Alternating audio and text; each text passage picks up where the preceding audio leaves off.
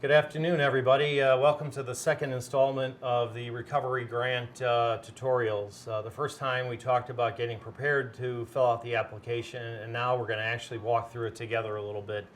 I'm going to do a little bit of recap in the beginning, but one housekeeping issue is if everybody could mute their phones, their computers, whatever. We're hearing some background noise right now, but if you could do that, it'd be great.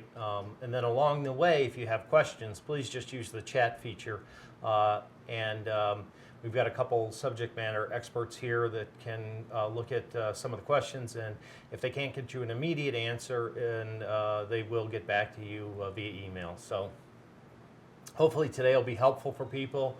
I've looked through the application as a former small business owner. That's what we talked about the first time. In 1991, I opened a place called Java Coffee House in downtown Royal Oak and did that for 10 years.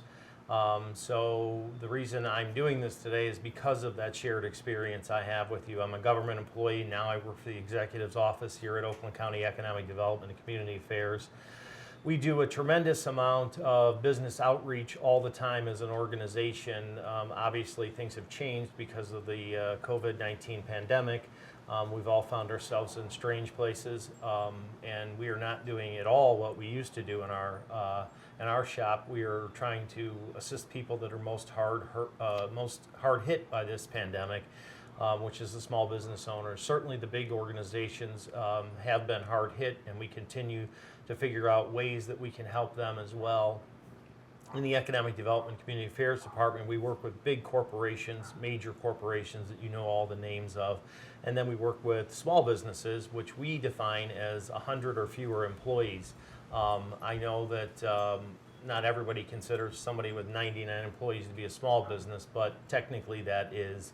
And we work with micro businesses, just a single owner operator business owner. So we really do run the gamut. We've got a small business center that specifically all the time works with small business owners, and then we've got an international division, a national division that works with major corporations to see what we can do to assist them as the years go on. We've got lots of expansion projects and new projects going on, but right now we're going to finish the application for the Small Business Recovery Grant. As I talked before, it's about $30 million. I think it's going to settle in at 28 or 29 million. Some of the funds I think are also going to go to some downtown development areas, I believe is what's happening with a little bit of the money, but the great bulk of it is going to business owners. The grants are in $2,500 increments, so $2,500, $5,000, $75,000, and $10,000. $10,000 is the max, not only for this grant, but if you've gotten other grant money for the stabilization round or other grant money from the county, that is a cumulative number. So if you've gotten 4,000 before, then 6,000 is the max you can get on the next round, which is this. So as I said, I'm Michael Abdella from the Economic Development Community Affairs Department. I normally cover international businesses, but again, because I have the small business background, they've asked me to walk through the application process with you. It's really something that I've looked forward to because, like I said, I know what it's like to be a small business owner. I know what it's like to need help with the small business and really not have quite the resources you may need to fill out an application that's 16 pages long. There are a lot of things in it. Once you get past the beginning of it, though, quite honestly, it's pretty simple. It's just questions about your business. I know there's eligibility questions we've gotten, and I'm going to try and cover some of that ground here today as I did before. So we've got an introduction. The agenda for today will be to talk about the grant a little bit, the eligibility criteria information that you'll need before you start the process. I think some people have already started the process. I hope so, because on last Thursday, the 23rd at 2 o'clock, we did kind of a get ready for the application session that was an hour long. You can look at that on our webpage as well. And have a look at that. If you indeed haven't seen it and you haven't gathered the information you need to fill out the application, that would probably be a good place to start. Then we're going to do an overview of the whole process, and then at the end we're going to take some questions on chat. So if you send in your questions, there's people behind the scenes here that will tell me what those questions are, and we'll try and get you answers for that today.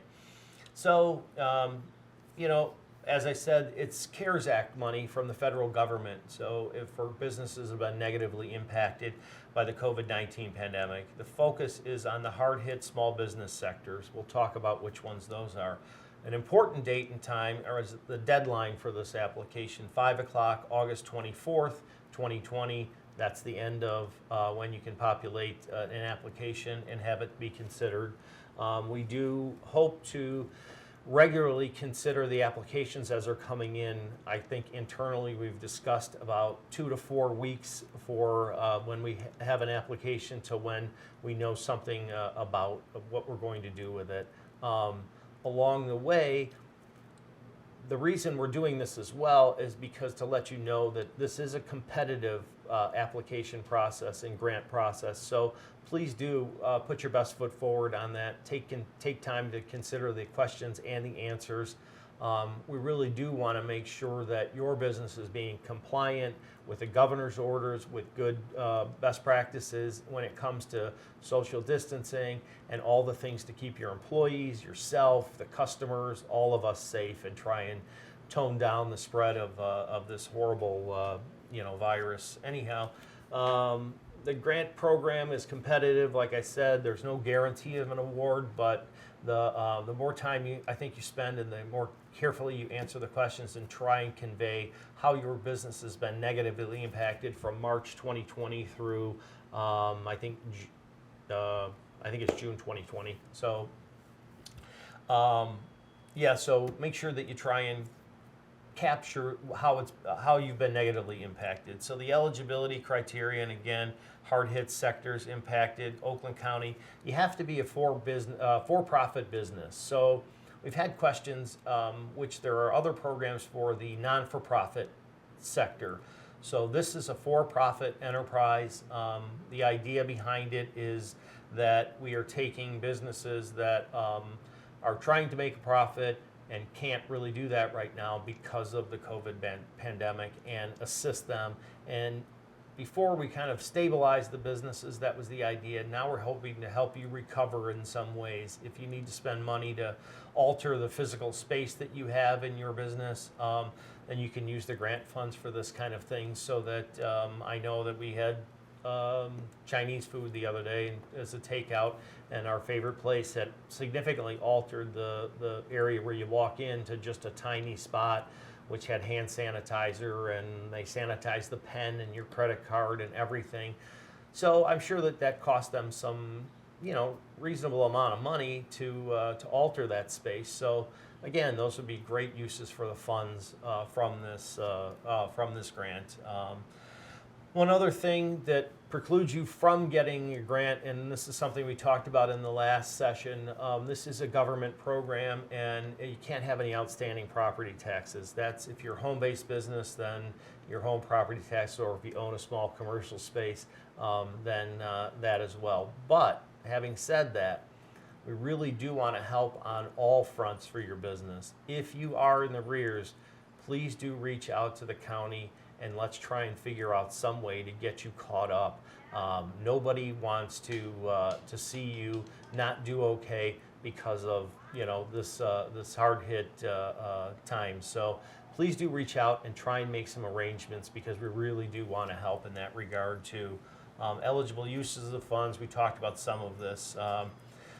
Retail, food and lodging, entertainment and recreation, personal services, business services, construction and maintenance services. These are the sectors that have been targeted specifically by the management, so that they feel as though over time we've understood which ones are most hard hit and try to help out with this, the funds from the federal government.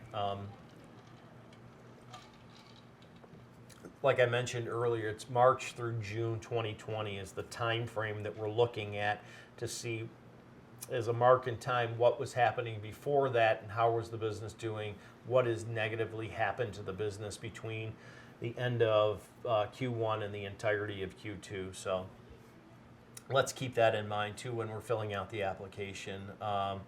So, we want to make sure that we're targeting businesses that have lost revenues, gross receipts, operate at a reduced level of production, temporarily closed all the operations, and in the process of reopening. You cannot be permanently closed, though, to apply for this grant, as it's meant to help you recover. So, additional requirements, you must sell goods, products, and services in a physical location within Oakland County. And, if you operate out of a residence, you have to look at the property tax payments that are overdue from 2019. You must have 100 or fewer employees, that's full and part-time. And again, you must be a for-profit business. Eligible uses of funds, this is all on the application page as well. We'll kind of cover a few of these though. Payroll costs for the employees. You can, if your landlord has given you some extra time to pay, you can take the grant funds and catch the landlord up on the rent. Technology you may need to purchase in order to change the way customers interact with employees. So inventory that's been spoiled because you were ordered to close, those are also eligible expenses that you can, repurchase that inventory that you lost. To have on hand, we talked about this before, you'll need to know the legal business name, the address, and the year you were established. There's two different ways. The year you were established, the organization date is for the LLCs, and the incorporation date is for corporations. So there's a little bit of distinction, but those are the two dates that you'll want to keep in mind. Your physical address of your business, your classification for tax purposes, 2019 federal returns, TIN number. This has been another sticky point because you have to do a TIN verification in the beginning before you're able to get through to the actual application. Taxpayer identification number is a 9-digit federal number. It cannot be found on the License and Regulatory Affairs website, cannot be found there. But your legal name as it appears on all your records can be found there, and that's something you'll need as well. All of the commas and everything I think is important. People have reported that it is. We were hoping to not have that be the case, but it's very particular about trying to match up your taxpayer identification number with another piece of another data point from your business. Social Security number would be for your sole proprietors. So in order to, the way you file your taxes is that you take and put it on just your regular Schedule C, I believe it's called. The EIN number, employer identification number, is something, again, you can find on LARA, License and Regulatory Affairs from the state. Pre-application sections, the W-9 information is, again, a W-9 form most people know who are small business owners, are something that you would provide or exchange with another company. If you hired a cleaning company, you would need their W-9 so that you could 1099 them at the end of the year. Obviously, this is a grant application, and we are asking for information the same as what would be found on a W-9, but obviously we're not the IRS, so it's not an actual W-9 form. It's not an official one. It's something to substitute for that. And I'll talk a little bit about the reason, and people have asked, well, why am I giving all this information about my bank account, about my W-9 information? The reason is this is the second round or maybe third round of grants that we've done internally. We had a little bit of a sticking point on the last one or the first one where people got awarded an application or got awarded an amount of grant for the stabilization round, but after they were awarded, we had them fill out vendor forms and W-9 information and all these things. Well, some people had filled out the application and then said, well, my business is closed, I'm going to go to my house up north or in Florida or wherever they went, and then they didn't end up getting the emails that they needed to continue the process to actually get the grant funds. So we've decided that we're going to collect this information up front, so we only have to do it one time. Once you fill out the application, Then we can process everything as smooth and easily internally so that you can get paid ideally as soon as possible. So that's the idea behind why we're asking for this information up front. I know people have asked about it, so to give you a little bit of clarity on that, that's why we're doing it. The overview, you have to have the ability to upload a couple of documents to verify your business address. That's pretty standard stuff. You have to have an internet connection, things like this. You'll have to know the year your business was established. Again, this is articles of incorporation date or articles of organization date. So those are two different things. The organization's for LLCs, incorporation is for corporate structured businesses. The dollar value of your business assets, property, that's going to be something that you'll be pretty familiar with, and I think that most people can just take a calculator and kind of figure that out. It's pretty simple ask right there. So to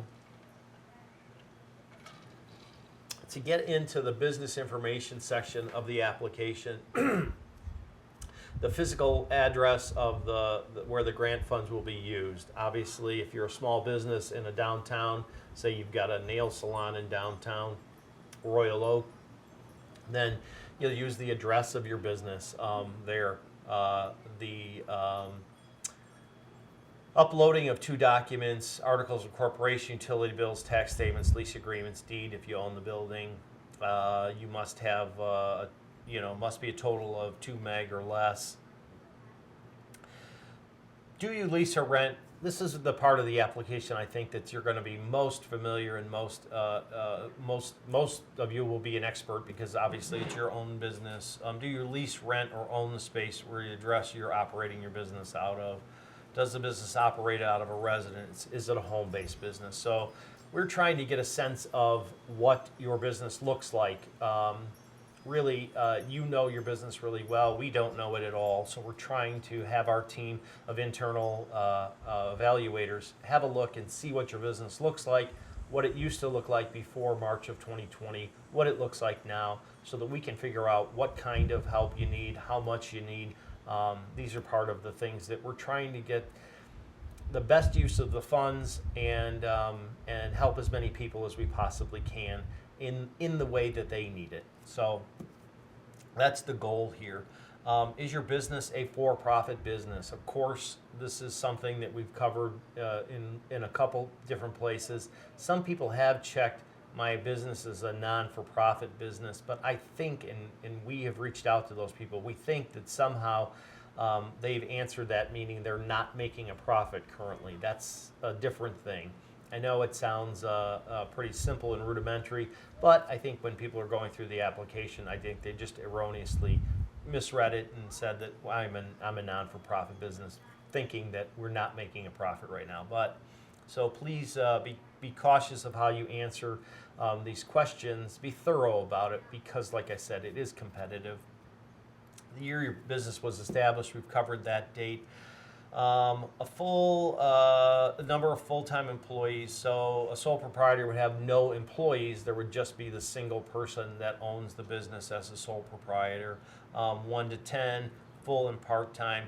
Over 100 would be not considered a small business anymore. So again, kind of pick which one you fall into, and it'll put down no employees if you're a sole proprietor and it's just you. You have no other employees. It's just yourself working the business. From the drop-down menu, you'll see that things that represent your business. So again, make sure you're careful about reading all the selections and pick the right one for your business. We're going to continue on with business information A. Between March 15, 2020 and July 1st, 2020, you'll want to talk about the policies and actions you've had in place to keep your employees healthy and your customers healthy. So again, we're trying to get a sense of, is your business trying to be compliant with best practices and keeping the public healthy, keeping your employees, yourself safe and healthy. It's a very difficult thing, and I know this for many years. I stood at a counter and waited on hundreds of customers a day, and you start thinking about it when if people have a cold, right, it doesn't seem like such a big deal, but certainly this is obviously some kind of different thing. So you want to protect yourself behind the cash register, out talking with people, wear the mask, do whatever you need to do to not get the virus and certainly not spread it. So make sure that you're talking about how you are doing your part to not spread the virus. So do you seek public health information for support from Oakland County COVID-19 website, state of Michigan website? So check the ones that apply for you. The next thing is, does your business provide the employees at no cost to them the following PPE or personal protection equipment: protective masks, gloves, hand sanitizer, wipes, face shields, whatever's appropriate for your business. Certainly in hair salons, I hear they're using face shields, and in just regular retail stores, the mask is good. Hand sanitizer is being used by everybody all the time. So certainly the idea is that you provide these things for your staff at no cost to them. Also, the business implemented the following public health best practices. Again, social distancing, physical building adaptations, barriers, requires the employees to wear protective masks. So kind of check the things there. Once again, it's really based around the idea that, are you doing your part in order to help the rest of your fellow citizens not to get this terrible disease, virus, and certainly not to spread it. Screening your employees with a touch-free thermometer. I know we had a huge program that I was involved in for the last couple of months with the reopen business kits. We've put in there touch-free thermometers, hand sanitizers, gloves, disposable masks in case the customer comes in without them. Cloth masks we put in there for employees that they can just rewash and use again for their next shift. But these are really important topics to make sure, and we do this at the county now every morning when people have to check in at a building. Most people are working from home like I am. I talked about this before. I am in my home office, which is my wife's she shed converted into my home office, which has been nice. I've enjoyed it. But if we do go in the building, we take our temperature in the morning, we record it, we sign a document that says we have no symptoms. So these are some things that, again, make you mindful of, hey, am I not feeling well? Hey, am I running a mild temperature? And if you are, obviously, it could be a multitude of things, but certainly you want to check it out. Make sure that you quarantine yourself for a little bit and see what the symptoms are. Get a COVID test, whatever it is that you need to do to protect yourself and those people around you. So this is continuing on with business information. So this is business information B, the different section. We're asking here, has your business received other grants and loans since March 15th, 2020? It's really this time frame that we're most focused on. So select the ones that, each one that applies to you, but it has to be at least one of these. So have you gotten an Oakland County stabilization grant, an MEDC grant, PPP loan? So whatever things that you've received, pick which one is applicable to you, if indeed you have received any funds. Continuing on, business information B, how long is your business operating as an application submittal date? So select the ones that apply, must select one. All business operations are temporarily closed. You plan on reopening, you may not be today. Normal business hours, reduced business hours, e-commerce sales only, carry out. Again, take a look at this, and again, it's not that people are really making judgments about this. It's really just us trying to get a sense of where businesses are right now. Part of this grant application is long, and we ask a bunch of information. It's not all to be used in making a determination about the awards or the amounts. Some of it's just to be able to, going forward, the county executive wants to make sure that, he continues to be vigilant about what the needs are from our local business communities. And so, it's best for us to know how it's impacted you, what people are struggling with, so that way when we have our internal meetings, we can at least discuss, hey, people are having most trouble with this, or most people have moved to carry out only. So we can kind of tailor the next programs that we have to how to best help your business. Really, it's his intent is to make sure that all the businesses in our Oakland County downtowns and other thoroughfares are doing the best they can. We know, unfortunately, some businesses have been really devastated. Gyms have been really hard hit. Some of these businesses will not reopen. It's unfortunate. And again, I know from being a small business owner, it's a tough deal anyways, right? So in the best of times, it's difficult to make a go of a small business. But in these times, it's even, more difficult because of something that had nothing to do with you, had nothing to do with any of us, really. It's just a pandemic. So please take a look at these answers and try and answer them the best you can, because as a cumulative group of business owners in Oakland County, we want to make sure that we're all supporting one another to be honest and open about what's going on with your business so that we can best tell how to serve you in the future. And again, we really do think of ourselves as civil servants, because we do think of internally how can we serve the taxpayers of Oakland County. We keep that at the forefront of everything that we do. Business information B, continuing on, enter total number of full-time employees, right? So if you're sole proprietor, you'll write 0. So it's only you don't have any employees, you're doing everything yourself. And a total number of full-time, part-time as of July 2020. So again, 0 is if you're a sole proprietor. Business information also continues on. The appropriate dollar value of the business assets, kind of put in here where things are for you. A lot of you will be $50,000 and more. Again, we really want to not pry into your business or pry into your personal, funds, but we really do want to have a sense of how big the businesses are, what we can do to help those particular businesses going forward, and with this particular grant funds as well. Continuing on with section B, what was the business total 2019 receipts and sales from January 1 through December 31, 2019. This obviously is information you can get from your 2019 federal income tax filing document. That's pretty easy and straightforward.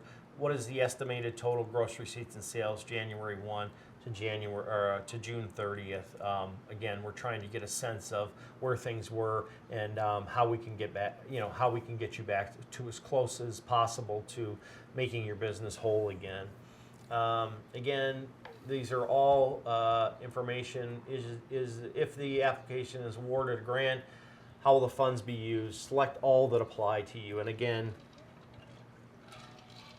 these are things that we would like to figure out what your biggest needs are, and all these things will help us to figure out what your needs are and have a sense of how we can again help here and help in the future. So your business has to commit to public, doing the best things you can for the public. Select all that apply. So you'll want to look at the Oakland County COVID-19 website. Tremendous amount of information. We've got a great internal staff that's been putting up tons of things so that you can understand what the resources are. And again, we understand, and I specifically understand that running a small business is an exhausting process. You're doing it every day, all day, especially in times when things are tight. You're working more hours and using less employees. So you can go here for a great reference to take a look at, see what's going on currently. The Oakland County Reopen Toolkit, that program is just finishing up. But on that front, I think we will be distributing some extra kits through your local DDAs, your downtown development authorities, and the like. So even if you haven't gotten one already, there may still be dates in the future that your local community leaders will let you know about, where you can get this kit that I talked about. It's literally a Costco-looking tote where inside you've got PPE, the hand sanitizer, the disposable masks for people that are coming in, the reusable masks. It's been a very popular program, and I think we've given out well over 10,000 of these kits already. to no cost to you. So anyhow, moving on. So we want to talk about your business committing to personal protection equipment. So again, making sure you're following best practices when it comes to masks, gloves, hand sanitizer. If the application is awarded a grant, business commits to implement the following practices, select, and again, social distancing, limiting the number of customers. So take a look at the square footage you have and kind of get a sense of how many people you could legitimately get in there and keep everybody 6 feet apart and those things. So you'll be the best, again, judge of how you're going to do that to make sure that everybody stays safe. So then at the end, you're going to talk about, you understand that's public funds and public health is at the forefront of this. I understand the county will require me to provide pertinent information. So again, the things that we're trying to achieve with this, understanding what your business is, how it's been impacted. Going forward, how can we help you on a continuing basis to make sure that everybody's being truthful and accurate to the best of their ability on filling out the application. To understand, again, if you're in the rears with taxes, reach out, get some help with those things, get some help with all of these things. We really are trying to make an effort to help all the businesses here in the county, and it's really a big directive that we've all gotten from the county executive himself to be able to help with these things, and our Board of Commissioners has supported all the things that we've done to support the local businesses. So the people that are your county commissioners, you can thank them. You can make sure to tell them that that you're happy with the things they do, or that there's some other things that you need help with. And the best way to convey these messages is through these applications. So right now, we're going to take a few questions. I know we've covered some of the materials that we want to, and again, I'm not necessarily a subject matter expert on all these things, but I do have a business background. My educational background's in business, and I am familiar with how the workings of government programs are. So all those things combined, we can kind of share some experiences, and hopefully I can answer some of these questions today. But again, we do have in the background subject matter experts who will be able to, if you send something through on your chat, they will be able to either email you or figure out a different way to communicate directly with you about challenges you're having. So at this point, we've got somebody here that is monitoring these questions, and maybe we can take a couple right now. Ryan? Hey, Michael, could you explain the TIN number again, where to find it, and the verification process? Sure. So the TIN number. The validation of the TIN number is an important part of the beginning of this thing. The name of your company and your EIN number need to be entered exactly as they appear in the IRS documents. The way that you can get your TIN number, so if you opened a checking account for your business, obviously that's some paperwork that you would have saved in a file somewhere. On that initial checking account document that you filled out with your banker, it will have your TIN number, your taxpayer identification number on there. Certainly your filings for your 2019 tax filings, that will also have your taxpayer identification number on it. So these are some important areas where you can find that information. I, in fact, reach out to my personal accountant and just asked her a few of these questions. Hey, what if I still owned a business and I needed these things? And she gave me some direction, and that's what I'm giving you. So check out those places, but easily you can find it on your tax filings from 2019.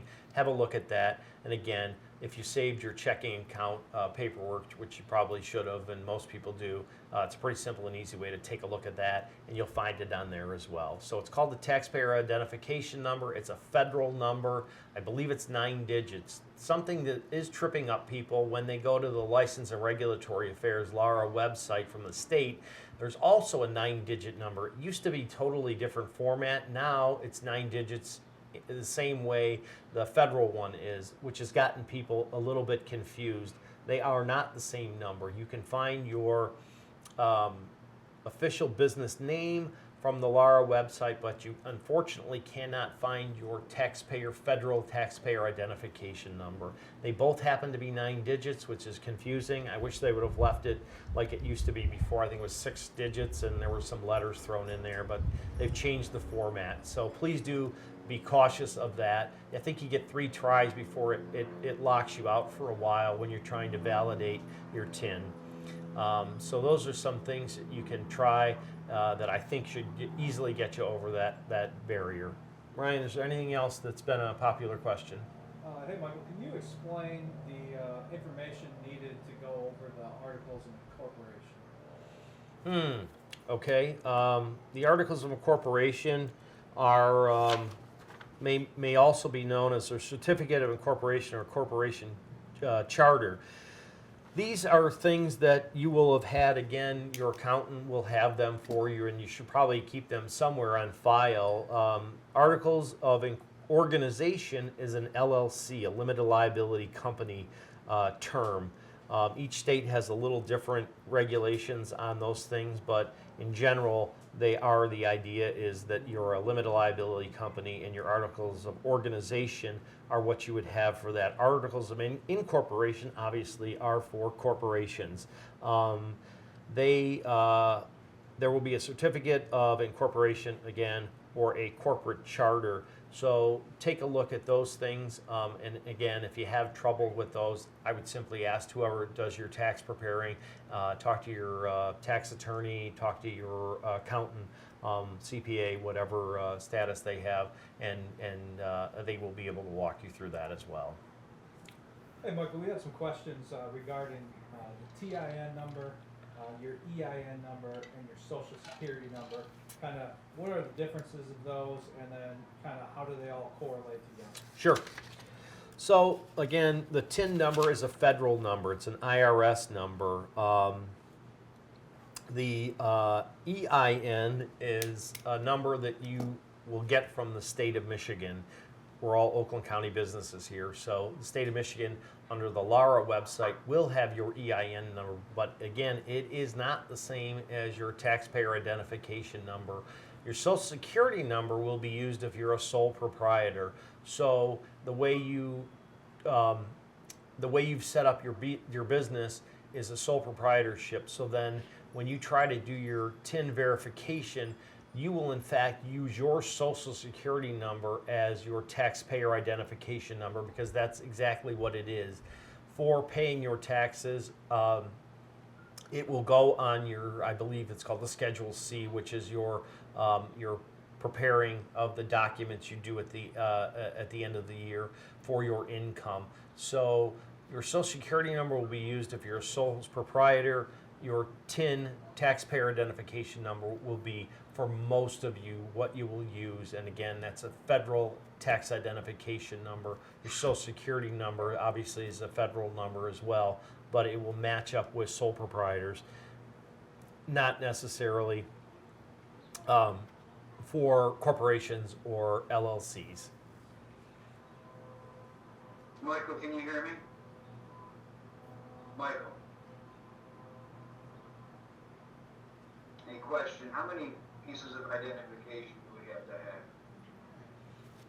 I think we're getting a caller coming through. I think someone asked about how many pieces of identification do you have. I think it's 2, maybe 3. It was a few slides back, but I think it's 2. So like a deed to your business, a utility bill, your lease from if you don't own the building but you lease the building. So some things that then can correlate with your actual business that we can verify, so that if you upload, I believe it's 2, maybe 3, but I believe it's 2. Well, it says not more than 2, so if Oh. we just submit last tax forms, is that sufficient, or do we have to put the articles in and have exactly 2? You have to have exactly 2 then. If it says no more than 2, then 2 is the number. I believe that it will tell you which ones are acceptable. I'm sorry, I don't know right now, but have a reference to that page, and it'll tell you exactly what the 2 the choices are for 2. And so just pick 2 of them. And Michael, you can also use utility Okay. Yep. Thanks. Yeah, utility bill, your lease, things like that. And it will stipulate in there which ones are acceptable. But if it asks for two, I would just go ahead and upload two of those, scan them, upload them, and that'll be good enough. You'll be good to go. Okay, thank you. Yeah, you're welcome. Glad you guys could join us. Hey Michael, my business had to file an extension for my 2019 taxes. What can I do to kind of circumvent that during the application? I don't know, and again, we're going to have to get one of our subject matter experts involved in this. If everybody could please mute their phones, that'd be great. We're getting a little bit of feedback right now. So if you filed an extension, I know there's an answer for it. Quite honestly, I don't know off the top of my head what that is, but I'm sure that we will be able to answer that for you quickly. It's something that I know people have asked about, and maybe if you've got something worked out where you are paying those taxes, we're able to then still consider your application, but I'm not totally sure about that right now. I'm sorry. Like I said, I'm not necessarily an expert on this. The one thing I am coming to you with is the fact that I was a small business owner and now I'm a government employee. We're trying to do this together. Anything else? Hey Michael, I think it came up a couple times in the chat.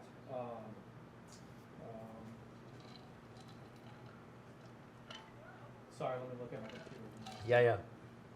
So we've got a couple more questions that are coming in. We're trying to pick I'm questions sorry. that more people have had. Yeah, Michael, so I just want to re-look at my computer. So will you be able to review today's recorded session and maybe the session from last Thursday? Where can they find it at? Sure. I know they're up on our website. I believe it's at the recovery grant page. Alan, do you know exactly what page we've got these? There's. I just posted it in the chat. Oh, good. So our IT expert here has posted in the chat where you can go. So the small business recovery page, you'll take a look at. So I've done, I think, 3 of these now. This is the 3rd installment today. One in the beginning was kind of a teaser to let you know that I was going to be here to help. The second one was quite a long one. We talked about all the things you'll need to prepare to get ready to fill out the application. That was a long one. We had lots of people join us for that. And you can watch it. It's 1 hour long. Obviously, you can kind of fast forward through to the sections that make sense for you, and they do follow the way the application was laid out. So you can kind of reference that to understand how far into the video we're going to be talking about those things. I did cover a lot of material that day on how to get ready to take the application and populate it. And then today, again, we were kind of walking through the rest of the application once you've gotten past certain stages. Again, there is a feature in this application which I think is really great, and I thought it's a terrific feature that you can save what you have so far and revisit it. So if you're not able to figure out every single thing and you need to get a piece of information that you don't have readily at hand, you can save the information where you're at and come back to it and continue on from where you've already populated, which I think is a terrific feature. So take a look at this video. Will be uploaded onto our website. The last one, which was a session to talk about what to get ready for filling out the application. So please do take a look at that. We will be doing one more of these, I believe, in about probably 8 or 9 days. I'm going to be on vacation, and so I won't be doing one next week, but I will then come back. August 24th at 5 o'clock is the deadline. So we're going to try and get 10 days out or something to do one more of these to answer any more sticky questions that we have. And again, we take the questions that we have. I ask the people who are reviewing those questions, hey, if things have really hung people up, and I'll try and address those things, get the answers from the subject matter experts, and then give you those answers live here on these chat features. Hey Michael, I think one more topic. So business eligibility for the application, if I've received some funding in the past, whether it's maybe from one of our MEDC stabilization grants or maybe PPP program, am I still eligible to apply for the recovery grant? Yes, you can apply for the recovery grant, even if you've received funds from other places. Again, for the county-funded programs, the ones that either are federal pass-through through the county, it will be a $10,000 cap on all of those. So for the people who receive stabilization dollars, say you got a $5,000 award for that, during this award you will be eligible for another $5,000, bringing your total to $10,000 in awards grant money. So, and again, it is grant money. It is something that we intend for you to not pay back, to use in the appropriate ways to, again, help your business recover. Before, we were trying to get, in the beginning of the pandemic, just to stabilize people. People were panicked and saying, oh my goodness, I don't know how I'm going to pay next month's rent. And we just tried to help out with those things. The initial stabilization, now we're onto the recovery. So I think we're going to wrap up for today. Again, I think we're going to wait 10 days out from August 24th to do another one of these. You can always view this on our recovery grant page, and you can review the one I did before this. Again, it was an hour long talking about what to get ready to prepare for filling out the application. We are always here to help. Honestly, we've got a terrific group of people working on this, most of which had other job responsibilities and have volunteered to do this. So the county executive's given us all a directive to pitch in and do what we can to assist businesses in our community development, in our economic development, community affairs department. So we really are here to help. Again, we may not know the answer right away, but certainly we will get you the answer. We'll communicate via email. People have even taken screenshots of certain things and sent them in, and then we went to our internal group and reviewed it to try and get them the exact answer so that you can fill out the application and you can have the best chance of receiving a grant. So thanks very much for joining today. We really do want to see everybody that possibly can make it through this pandemic with their business success to do that, and please do reach out for any kind of COVID-related topics. We do have lots of information on our webpage. We do have lots of information about this grant, and we are here to help in the background. So please do send your questions, and we will get them answered for you. Thanks again for joining us, and I really appreciate it. Best of luck.